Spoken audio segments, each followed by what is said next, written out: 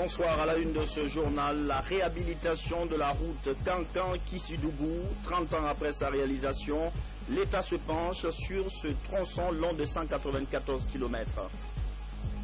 Bientôt de nouveaux fonctionnaires, ce concours d'accès à la fonction publique est déjà programmé, mais il ne concerne que des enseignants titulaires de CAP. Et puis littérature, un livre sur le marché tranche des vies ou le récit du vécu professionnel. L'auteur Tiani Yansane s'est voulu proche de la réalité. Voilà pour les titres. Madame, monsieur, bonsoir. Merci de nous rejoindre dans cette édition d'information et toutes nos excuses pour ce léger retard. Le chef de l'État est en séjour de travail en France. Le président Alpha Condé s'est entretenu avec plusieurs acteurs du secteur des finances. Au cœur des débats, la relance du secteur économique guinéen très éprouvé par l'épidémie d'Ebola. Salassi Keita, du bureau de presse de la présidence de la République. Le soutien sans cesse de la France à la Guinée dans le cadre de la lutte contre la maladie à virus Ebola. Voilà la principale configuration de cette rencontre entre le président de la République et le ministre français en charge des finances et des comptes publics. Michel Sapin n'a pas manqué d'exprimer à nouveau l'accompagnement de la France à la Guinée. La France a fait de très gros efforts du point de vue sanitaire, du point de vue financier. Nous continuerons à le faire, mais la Guinée ne doit pas être seule avec la France. Il faut que la Guinée puisse aussi profiter, comme d'autres pays voisins ont pu le faire, de l'ensemble de la communauté internationale. Le président a présenté ce qu'il appelle un plan Marshall ce week-end à Washington. Il a souhaité aussi me décrire les éléments de ce plan Marshall et je lui ai dit que la France continuera à être aux côtés de la Guinée pour faire face à la fois à l'urgence sanitaire, mais aussi permettre une reconstruction économique qui est indispensable. Dans cette lutte contre la maladie à virus Ebola, Michel Sapin appelle la communauté internationale à plus de mobilisation pour mettre fin à l'épidémie. La Guinée est un pays plus grand que les autres. La Guinée est un pays plus peuplé que d'autres et donc la Guinée a besoin de plus encore que d'autres. Et puis il faut aussi agir, c'est ce que veut le président, ensemble. Parce que si on lutte dans un pays et moins dans l'autre, on n'arrivera pas jusqu'au bout de l'éradication de ce fléau. Ce soutien sans cesse exprimé par la France à la Guinée est une parfaite illustration de la volonté des présidents. François Hollande et professeur Alpha Condé a davantage renforcé l'axe de coopération Conakry-Paris. Retour en Guinée pour parler des travaux publics avec la réhabilitation de la route Kankan-Kissidougou. Le tronçon s'étend sur 194 km. Il est en chantier actuellement et les travaux évoluent de façon assez satisfaisante. Le président Alpha Condé a décidé lui-même de s'impliquer dans la réhabilitation de cette infrastructure. Ibrahim Keita. 194 km de bitume entre Kankan et Kissidougou en 36 mois. Cette volonté du chef de l'État se concrétise petit à petit. L'entreprise fait de la réalisation de ce tronçon un défi. Déjà, sur le terrain, tous les équipements sont disponibles. Les usagers de cette route se disent satisfaits de l'évolution des travaux. Que la route là soit faite comme nous voulons. Pas trop de virages, mais beaucoup de ponts. La manière dont les travaux évoluent est bien. Que cela continue. Le travail est bien fait. Quant au village riverain, c'est un rêve qui se réalise après près de 30 ans de calvaire. Des villages agricoles qui ont peiné pour l'acheminement des productions vers les grands centres. En plus de cette route d'une autre époque en construction, plusieurs autres chantiers sont ouverts à travers le pays, comme pour dire qu'une autre Guinée est possible et chaque Guinéen doit se sentir concerné par le changement. Je précise que Kankan accueille cette année les festivités du 2 octobre. En parlant de ville ayant accueilli cette fête tournante Zérékoré, la localité a bénéficié de plusieurs infrastructures de développement, une occasion pour les fils du terroir et de toute la région d'exprimer leur reconnaissance au président Alpha Condé. Le point avec Amadou Touré.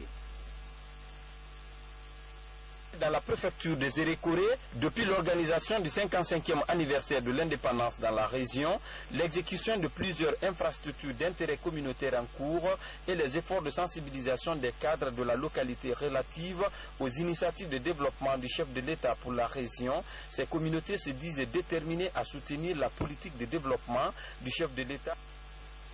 Hier, nous avons voté pour lui sans le connaître. Maintenant qu'il a réalisé et que les actes sont là, tout le peuple Manon, à commencer par Benson, Manolai, Posou, nous sommes engagés à voter pour lui sans condition. En démocratie, il y a des démobilisateurs qui veulent avoir à tout prix le monde, même si c'est dans la fausseté. Sinon, en forêt aujourd'hui, à 0 près aujourd'hui, on dirait Petit Paris.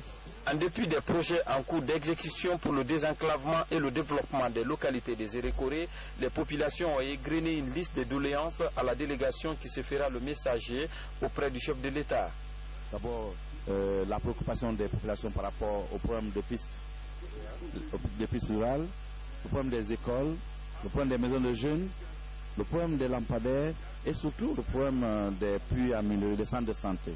Donc toutes ces préoccupations sont des préoccupations du président de la République. La reprise des travaux des sociétés minières évoluant dans la région forestière est l'une des préoccupations des communautés exprimées à la mission des ressortissants. Au-delà de ce souhait, plusieurs habitants de la région considèrent le président de la République comme le candidat de la région à la future élection présidentielle. En parlant de population reconnaissante, celle de Bokeh, elles réaffirment leur soutien aux autorités de la Troisième République. Plusieurs infrastructures socio-communautaires ont été réalisées dans cette région aussi et les fils du terroir en sont vraiment conscients. Témoignage à Dikamara. Bokeh est un symbole. Cette région est non seulement un pan historique de la Guinée, mais également de toute l'Afrique, à l'image d'autres villes du pays.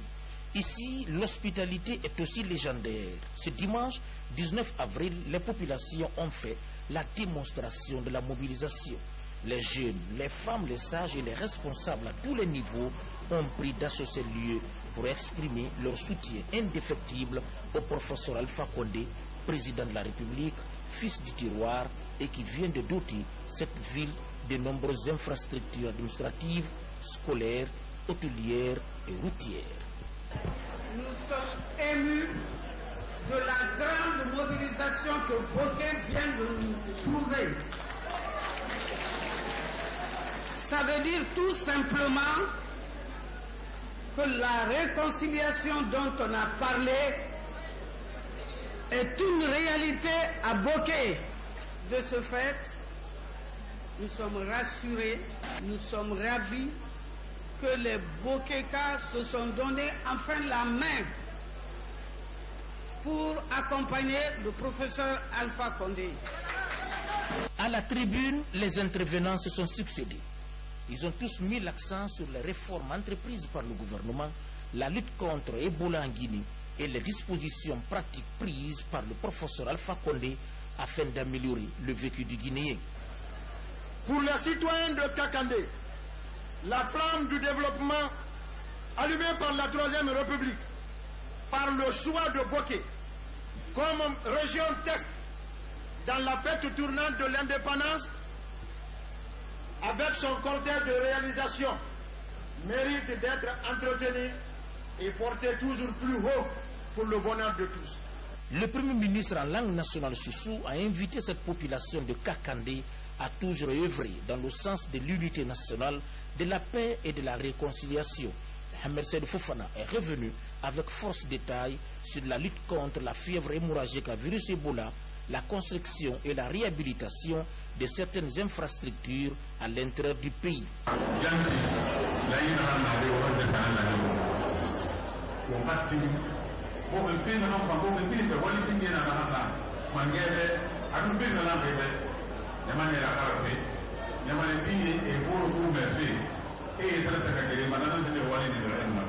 Pour lui, le gouvernement tient compte de toutes les préoccupations des populations guinéennes, bien que les besoins exprimés soient énormes et les ressources financières de l'État étant limitées.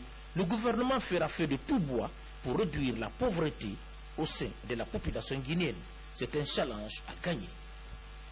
La réduction de la pauvreté est très attendue, tout comme ces élections transparentes pour une Guinée unie et prospère. La Guinée, dont l'activité presque hebdomadaire est de compter les victimes des manifestations à répétition de l'opposition. Celles d'hier ont fait 7 blessés, un bilan dressé au lendemain d'une journée de lundi plutôt agitée.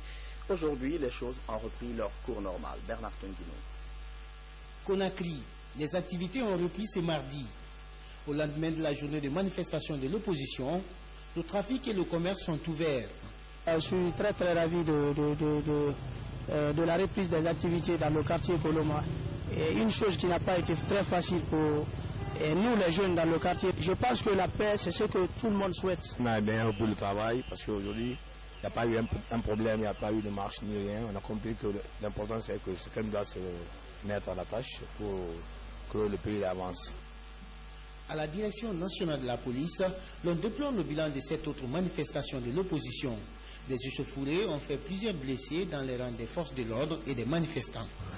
Dans l'ensemble, c'est le bilan que nous pouvons faire au niveau police, de sources policières. Donc, c'est 4 citoyens qui ont été blessés et 4 agents des forces de l'ordre ont été aussi blessés.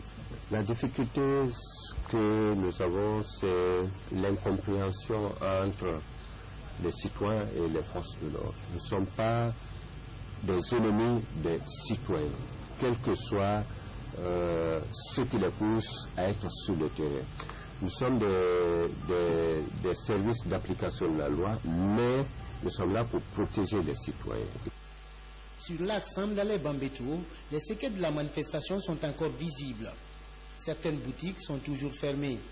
Des unités de police et de gendarmerie restent déployées.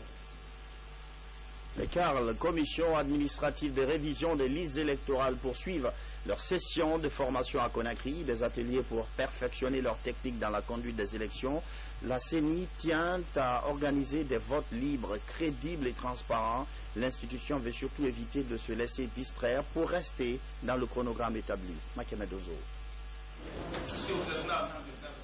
Dans la commune de Matam, la classe politique a massivement répondu à l'appel de la CENI. Chaque entité politique tient à prendre part à la formation des membres des commissions administratives de révision d'affichage et de correction des listes électorales. Les 2 premiers jours, nous avons eu le premier jour 80% de présence et les 20% c'était l'opposition qui n'était pas dans les normes. Le deuxième jour, il y en a qui sont revenus, donc nous étions à 85%. Et c'était la première équipe qui a terminé. Et hier et aujourd'hui, nous sommes à 100%. Ils ont tous répondu. Et de l'opposition et de la mouvance. Pour les représentants de l'opposition républicaine, la discorde entre les politiques n'a aucun rapport avec les activités de la CENI. Des activités qui doivent garantir la transparence des élections. On a été désigné par nos partis de venir assister à la formation. Donc, venir assister à la formation, parce que c'est l'un des processus électoraux. Il faut forcément qu'on vienne assister à la formation pour savoir réellement ce qui se passe ici. En tant qu'acteur politique, il faudrait qu'on soit là, assister à toutes les activités de la CENI sur place. Cette formation dans la commune de Matam regroupe 325 membres de 65 carles repartis en 3 équipes, soit 2 jours pour chaque groupe. La fonction publique guinéenne organise un concours national. Je précise que ce concours est ouvert simplement aux enseignants titulaires d'un CAP, certificat d'aptitude professionnelle. Ceux qui seront admis vont ensuite être reclassés en hiérarchie supérieure. Explication, Baba Kouyaté. Le gouvernement guinéen organise le 25 et 26 avril les examens professionnels d'intégration aux hiérarchies supérieures dans les 8 régions administratives du pays. Pour ce concours professionnel de l'éducation, plus de 11 500 enseignants sont concernés. Le dernier concours professionnel organisé date de 2009. Pour postuler au CAP, certificat d'aptitude professionnelle par exemple, le candidat doit servir 7 ans. Le concours est ouvert à tous les fonctionnaires de l'éducation. Les examens professionnels intéressent les fonctionnaires qui changent d'hiérarchie, de la hiérarchie C à la hiérarchie D, qui se fait en 2 étapes. Première étape, c'est la théorie, qui est organisée par la fonction publique. Les lauréats sont déclarés admissibles. Après, deuxième phase, pratique et orale, qui est organisée par le département utilisateur. Comme nous sommes à l'éducation, c'est l'éducation qui organise ça. Pour les organisateurs, cette compétition interne de l'éducation va favoriser la mobilité et la motivation des enseignants. ces examens s'inscrivent dans le cadre du respect, n'est-ce pas, des dispositions contenues dans le protocole d'accord signé entre le gouvernement et le mouvement syndical en 2014. Ces examens sont dédiés exclusivement à l'éducation et je pense même qu'il faut élargir aux autres corps de l'administration parce que c'est une question d'équité, une question de justice. Les autres fonctionnaires aussi, des autres corps, ont aussi besoin de se promouvoir. Le concours professionnel de ce mois d'avril n'est qu'une étape des séries de concours initiés par le ministère de la fonction publique en 2015. Le mois de mai prochain, plus de 2000 médecins vont être recrutés au compte du ministère de la Santé.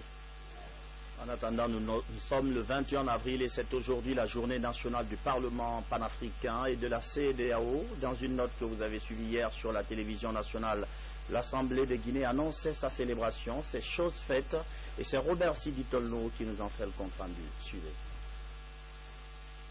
Les réflexions à la faveur de la journée nationale du Parlement panafricain et de la CEDEAO en Guinée ont porté sur les orientations pour le renforcement de l'unité nationale et de la consolidation de la paix dans la sous-région. Une occasion pour le président de l'institution parlementaire guinéenne d'appeler les acteurs politiques à un dialogue sincère. Cette journée se tient à un moment où le continent est traversé par des turbulences sociopolitiques et sécuritaires qui menacent sérieusement la paix, la stabilité et le développement durable du continent. Il est de notre devoir, nous parlementaires, de jouer un rôle important dans la réalisation des objectifs du Parlement panafricain.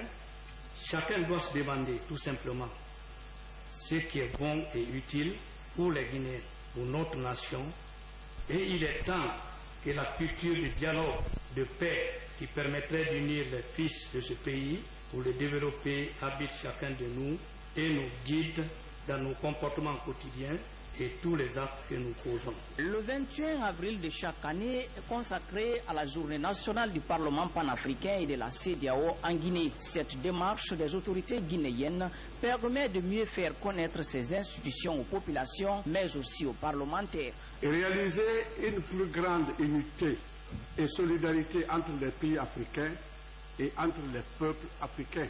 Défendre la souveraineté, l'intégrité territoriale et l'indépendance de ses États membres. Accélérer l'intégration politique et socio-économique du continent. Promouvoir et défendre les positions africaines communes sur les questions d'intérêt pour le continent et ses peuples. Au Parlement guinéen et africain, les défis de l'heure sont nombreux. Il faut que les députés des parlements nationaux soient imprégnés de ce qui se passe au niveau régional et continental. Il faut que les peuples africains participent à ces discussions à travers ces différentes plateformes. Aujourd'hui, on doit en faire un organe législatif, qui doit travailler pour l'Union africaine, tout comme l'Assemblée nationale travaille pour la nation. La journée a pris fin par la présentation des travaux de la retraite de la CENI à Kindia aux élus du peuple et aux nombreuses personnalités qui ont fait le déplacement pour donner un éclat particulier à cette commémoration. Comment booster l'économie des pays frappés par la fièvre hémorragique virale Ebola? Les 3 pays touchés ont élaboré individuellement un plan de relance. Celui de la Guinée vient de passer en discussion devant des partenaires techniques et financiers à Washington. Le document a plu à l'Assemblée. Mamadi Gassama. De nos jours, le fleuve Niger est confronté à d'énormes difficultés environnementales et écologiques. Au nombre de ces difficultés, on peut citer l'érosion hydrique, l'ensablement et la déforestation. À l'occasion des réunions de printemps de la Banque mondiale, les ministres des pays membres se rencontrent à Washington. Objectif, amener les partenaires à prendre en compte le plan d'action régional qui sera élaboré par l'ensemble des pays riverains. Cette réunion avait pour but d'initier une conversation entre la Banque mondiale, les ministres de l'économie et des finances, et à travers eux, les ministres de l'environnement et les ministres de l'eau, pour que les pays africains se préparent et préparent des propositions pratiques, concrètes, qu'ils pourraient porter lors de la conférence de Paris en décembre 2015 pour susciter des soutiens et des financements de par la communauté internationale. Après la réunion des ministres des Finances, la délégation guinéenne a eu des entretiens avec d'autres partenaires au développement. Il s'agit entre autres des rencontres avec le président de la Banque mondiale, du département des marchés monétaires et des capitaux. À cela s'ajoute la rencontre avec l'administrateur du FMI pour la France. Partout, les débats ont porté sur l'assistance technique à travers le renforcement des capacités institutionnelles, la prise en compte du nouveau plan de relance économique, mais aussi le soutien des partenaires quant à l'organisation des élections présidentielles prévues en octobre 2015. La dimension environnementale surtout prise en compte au cours de cette assemblée. Les forces de défense, le chef d'état-major général des armées fait la revue des troupes, une occasion pour lui d'insister sur les nouvelles valeurs inculquées à la Grande Muette dans le cadre de la réforme des forces de défense et de sécurité. Il a notamment rappelé que l'objectif de ce vaste programme de réforme est de mettre en place très rapidement une armée républicaine. Lui, Auguste Leroy. Le ministre délégué à la Défense s'est beaucoup adressé aux militaires, non pas toujours dans les discours solennels et injonctifs, mais aussi et souvent à des discussions à bâton rompu. Fondé à se pencher sur tant de questions, le ministre délégué à la Défense s'est assigné une règle protocolaire stricte et s'y est rigoureusement plié, à savoir la prééminence accordée aux autorités morales, aux sages, aux notabilités régionales ou même villageoises. L'envoyé du chef de l'État n'a rien entrepris nulle part sans préalablement rendre visite aux sages, comme pour quérir et obtenir leur adoubement primordial.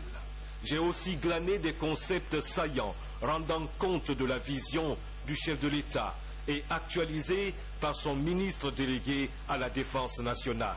Par exemple, le concept de la liaison nation-armée, toute une philosophie, mais aussi toute une réalité qui s'est construite dans la tête et dans les mains du régime de la Troisième République et dont nous verrons les applications tout au long des sujets de reportage que je consacrerai aux 2 semaines de mission de maître Abdoul Kabele Camara dans les 4 régions militaires du pays. Commentaire signé lui Auguste Leroy, revue de troupes du ministre délégué à la Défense. Littérature avec la parution du livre intitulé Tranche de vie. C'est un cadre aguerri de la primature qui en est l'auteur. Je veux nommer Tiani Yansané. Le livre est un mélange parfait de ses observations et de sa propre expérience professionnelle. Abidjan. Et depuis plusieurs années, le conseiller en charge des infrastructures à la primature. Ce matin, Tiani Yansané se présente comme écrivain essayiste. À son actif, ce nouvel ouvrage intitulé Tranche de vie. Tranche est au pluriel. C'est des petits morceaux de ma vie que j'ai glanés ici et là, que j'ai envie de partager avec le lecteur. Je parle un peu de mon enfance à Melakouré. Melakouré, c'est l'actuel Farmoria. Alors j'évoque aussi mon passage à la frontière départ de Conakry et mon passage à la frontière entre la Guinée et la Côte d'Ivoire. Tranche de vie témoigne également d'une épreuve de vie douloureuse qu'a connue l'auteur. Je parle d'une personne ici qui m'est chère, très très chère. J'en parle avec tout le respect parce qu'elle n'est plus de ce monde. Georgette, qu'on appelle Poupette. C'était une nièce de Monseigneur Chidembo. Poupette, c'était une amie à moi. Et on avait promis de se marier. Et en temps, elle est décédée. Issu de la diaspora guinéenne, Tiani Yansané avait longtemps quitté son pays pour échapper, dit-il, à la répression. Un vieux témoin de l'exil et ses nombreuses incertitudes. Je souhaiterais que les jeunes, surtout les candidats au départ, en prennent connaissance. Et les gens qui sont encore là-bas, qui ne sont pas encore rentrés, ou alors les candidats au retour, il est intéressant qu'ils aussi le lisent, parce qu'il y en a aussi des morceaux, des tranches pour eux. Tranche de vie est disponible depuis plusieurs mois dans les kiosques parisiens. Promesse est faite par la maison d'édition Harmattan Guinée. L'ouvrage sera également au rendez-vous des 72 heures du livre. Grand événement culturel prévu ce vendredi au centre culturel franco-guinéen. En attendant les 72 heures du livre football, un tournoi de reconnaissance organisé à Kérouané. Il est doté du trophée honorable Djene Saran Kamara, député. Le tournoi fait suite aux 17 réalisations dont va bénéficier cette préfecture dans le cadre du 2 octobre prochain. C'est à suivre dans nos prochaines éditions d'information. C'est la fin de cette édition. Merci de votre fidélité à la télévision nationale. M'ont accompagné sur ce plateau Martin Francine Adouno, Mohamed Lamine Kaba et Abid Cham. Bonsoir.